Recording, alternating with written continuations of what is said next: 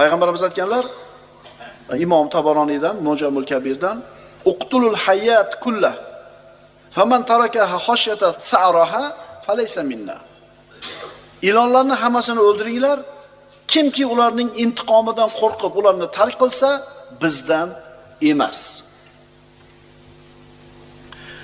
Muhaddislar tomonidan mazkur mavzudagi hadis quyidagi iboralar bilan zikr qilib keltirishgan. Mana bir qancha ko'rinishlarni o'qiymiz. Man tarakal hayyata khashyata thar falaysa minna. Qasos oladi mendan, o'ch oladi deb turib, ilonni o'ldirmagan mendan emas.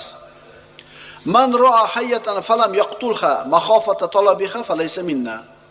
Kim bir ilonni ko'rib, uni izlashidan qo'rqib o'ldirmasa, bizdan emas.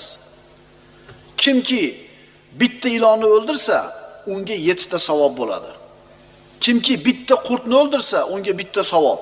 Insonga zarar yetkazadigan